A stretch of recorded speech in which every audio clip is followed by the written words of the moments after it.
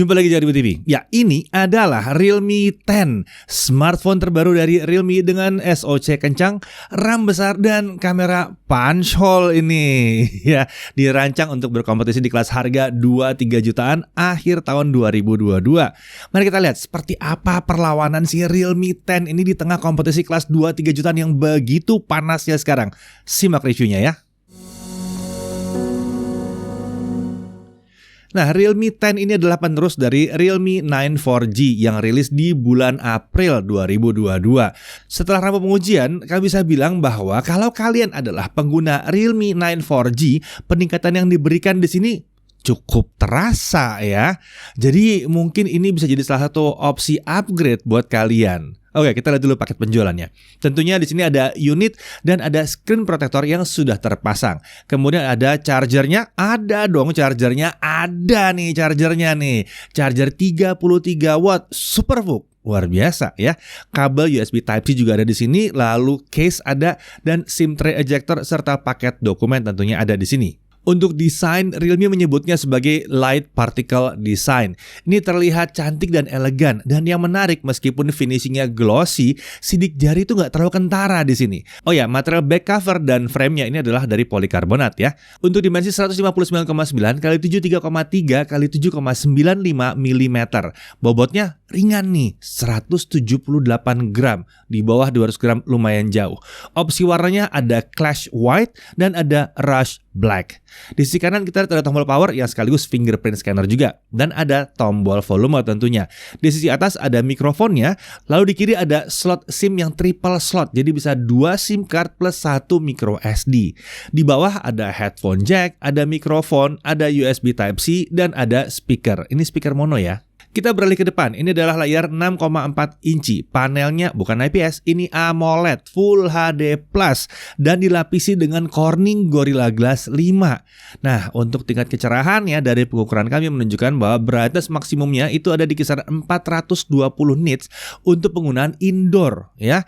Bukan yang paling terang di kelas harganya, tapi sudah mencukupi bahkan untuk outdoor pun saat terik matahari itu masih lumayan kelihatan. Terkait warna layar, ini ada 3 mode warna layar. Ada Vivid yang jadi setting default, lalu ada Natural dan ada Pro Mode. Ya, jadi kalian bisa lihat di tabel ini ya. Jelas kalau kita pakai yang natural ya, itu lebih bagus lah kalau kalian mau bikin konten. Karena jadinya kalian bisa pasti bahwa oke, konten saya itu warnanya cukup gitu. Soalnya kalau pakai yang vivid, kita lihat warnanya udah lebay, di situ udah kinclong warnanya, tapi begitu di-upload nanti kelihatannya kurang karena itu layarnya yang dinaikkan warnanya. Nah, kalau kalian mau tuning manual, kalian juga bisa pakai yang namanya Pro Mode tadi ya. Oke, untuk refresh layar itu sampai dengan 90 Hz. By default terpasang di auto select, di mana sistem akan menyesuaikan refresh rate berdasarkan aplikasi yang digunakan. Sayangnya nih, mayoritas skenario harian seperti sosmed, browsing dengan Chrome ya, scrolling di YouTube, itu refresh rate-nya akan turun ke 60 Hz saat kita masuk dalam aplikasinya. Ini membuat pengalaman navigasinya agak sedikit kurang mantap aja untuk pemakaian sehari-hari. Jika kalian ingin lebih banyak aplikasi jalan di 90 Hz, setting refresh rate-nya itu harus dipindahin ke 90 Hz. Nanti aplikasi yang akan bisa jalan di 90 Hz akan bertambah, walaupun tidak semuanya akan pasti jalan di 90 Hz. Beberapa app akan tetap ngotot untuk turun ke 60 Hz. Nah, untuk touch sampling rate, untuk Realme disebut sebagai touch reporting rate maksimum, itu adanya di 360 Hz. Dan saat dicoba pakai real drum, ya memang nggak terasa ada delay yang mengganggu ya. Ya memang dulu pernah ada yang delay mengganggu, tapi kan kita semua kalau bikin kesalahan tentu akan memperbaiki kan. Nah, Realme udah berapa tahun terakhir sih nggak ada masalah dengan touch delay sebetulnya, jadi sudah diperbaiki. Bicara soal layar, terkait Netflix, menariknya ini udah widefine L1 dan kita udah bisa nonton Full HD. Tapi memang untuk harga segini belum bisa HDR dan ini wajar ya. Nah, buat kalian yang suka nanyain always on display, ya di sini karena pakai AMOLED mungkin ya, jadi tersedia. Dan menariknya always on display-nya ini beneran AOD, beneran always on display. Kita bisa atur mau power saving, dijadwalkan atau selalu nyala. Jadi nggak cuma 10 detik aja. Kemudian di pojok atas layar ini ada kamera selfie dan bentuknya adalah punch hole. Oke, buat kalian yang selalu bilang bahwa desain kamera murah itu seharusnya pakai punch hole, sepertinya langsung pesan aja HP yang satu ini ya, langsung di check out aja. Kan udah pakai punch hole nih. Bercanda ya.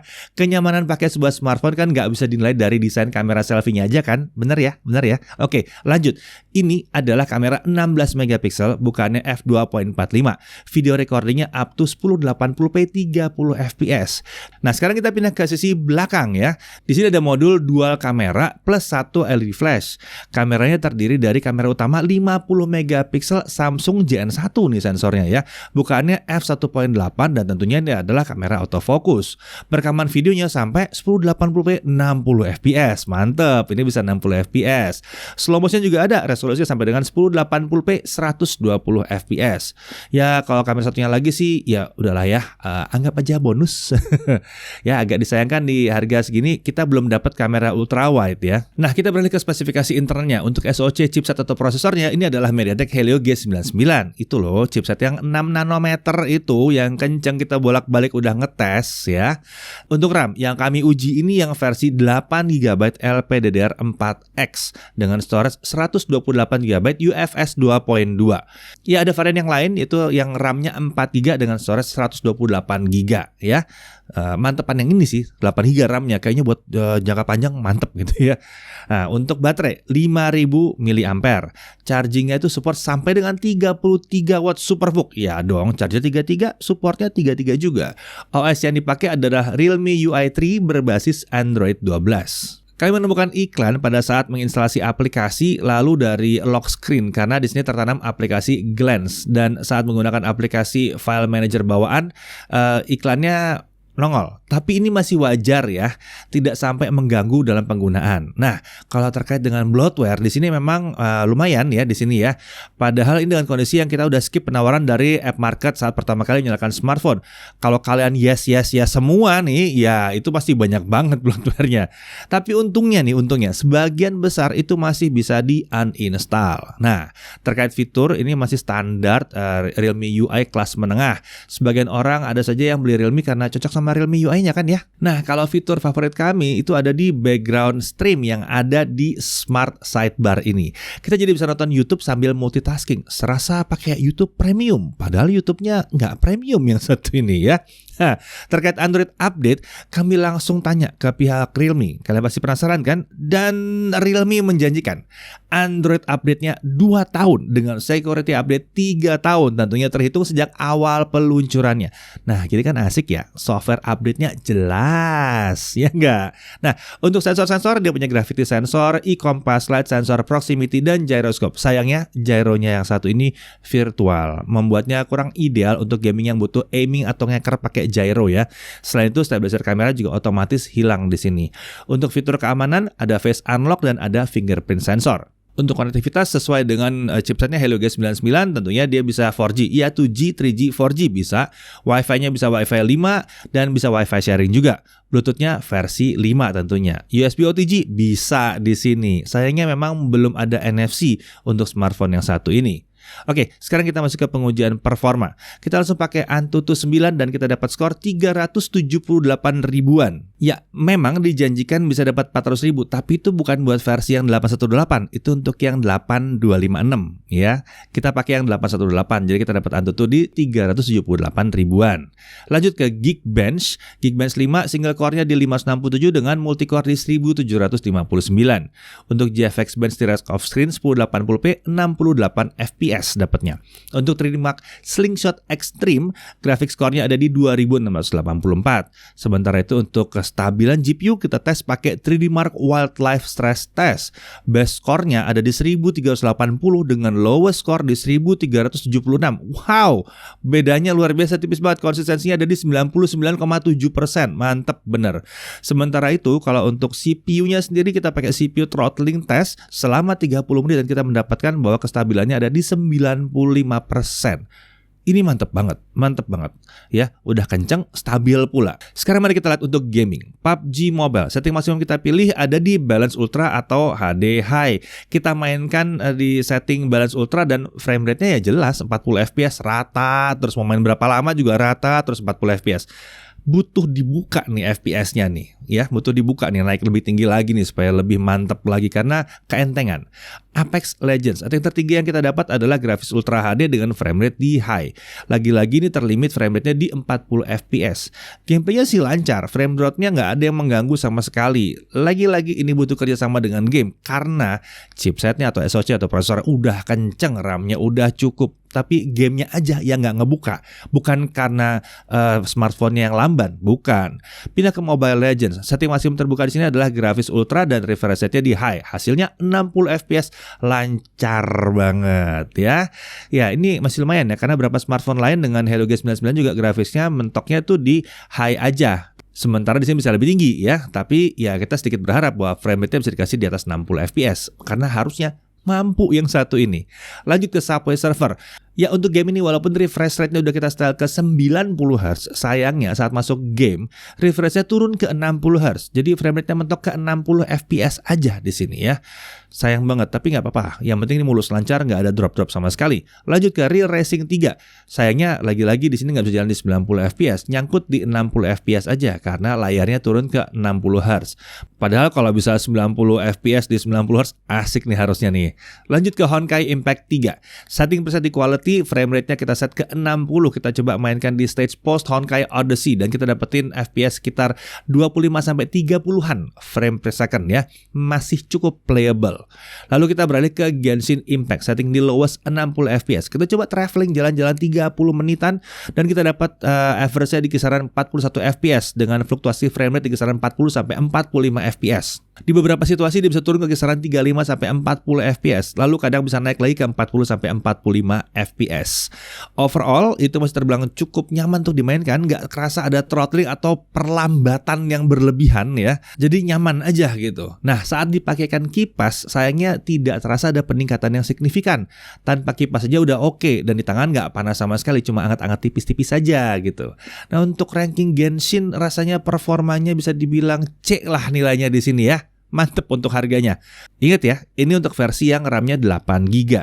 Kita lanjut ke pengujian suhu. Nah, suhu kita ukur setelah mainkan Genshin Impact selama 30 menit. Di layar hanya 32-38 derajat Celcius. Bodi belakang 30-39 derajat Celcius. Ini masih belum panas. Ini masih anget-anget aja di sini. Mantep. Nah, kita masuk ke pengujian baterai. Local video playback 1080p, videonya berhenti setelah 20 jam 3 menit ya. Lumayan oke lah di sini. Untuk streaming YouTube 1080p non HDR selama 30 menit baterai turun 3%. Untuk main TikTok selama 30 menit baterai turun sekitar 4%. Genshin Impact 30 menit main di lowest 60 FPS turun sekitar 10%. Sementara itu untuk charging dari 0 sampai 50% dibutuhkan waktu hanya 28 menit. Sementara itu dari 0 sampai full hanya butuh waktu 1 jam 13 menit. Ini hasil yang oke nih ya. Oke, sekarang mari kita masuk ke pengujian kamera. Tapi tentunya seperti biasa bareng dengan Chris. Oke, di tangan saya kali ini sudah ada Realme 10 atau Realme 10 nih teman-teman. Jadi langsung aja kita lihat kemampuan kamera seperti apa. Yang lagi kalian lihat ini adalah hasil dari video selfie-nya saya rekam di resolusi Full HD 30. Memang maksimalnya di situ aja sayangnya. Dan hasilnya kurang lebih seperti ini. Dan suara yang lagi kalian dengar juga adalah suara dari mikrofonnya langsung. Saya nggak pakai mikrofon eksternal. Kalau misalnya dipakai vlogging, hasilnya kurang lebih akan jadi seperti ini. Kalau saya bilang sih, kualitas mikrofonnya udah bagus banget ya.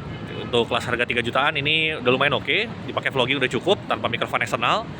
Dan menariknya dia juga udah pakai dual mikrofon. Jadi kalau misalnya satu mikrofon nggak sengaja ketutupan tangan, dia masih ada mikrofon backup. Jadi di frame atas ada, di frame bawah ada. Jadi kalau misalnya ketutupan satu mikrofon, misalnya seperti ini, suaranya nggak akan hilang-hilang banget kan. Oke, untuk video selfie-nya, hasilnya seperti ini. Detail udah mantep. Untuk warna yang dihasilkan sih cenderung saturated ya. Warnanya itu dibus banget. Jadi misalnya ketemu warna hijau, hijaunya tuh bener-bener nyala. Sebagian orang mungkin suka, tapi ini memang agak kurang natural aja sih. Apa yang kita lihat pakai mata dan hasil gambar dari kameranya akan terlihat beda. Dan image range masih lumayan oke, ketemu pencahayaan yang sulit masih cukup bisa ngimbangin dia. Saya nggak ada komplain terkait gambar. Komplain saya cuma di stabilizernya aja sih. Sayangnya tidak tersedia di sini efek samping dari gyronya yang virtual. Kalau kamera utamanya seperti ini, jelas paling detail ya. Dan kalau kamera utamanya ini justru warnanya nggak berlebihan seperti di kamera selfie-nya tadi. Saya pribadi suka sama warna yang dihasilkan, dan image range video juga oke, padahal tidak pakai mode HDR video khusus di sini. Lagi-lagi terkait gambar udah oke banget sih. Masalah cukup besarnya ya stabilisasi videonya.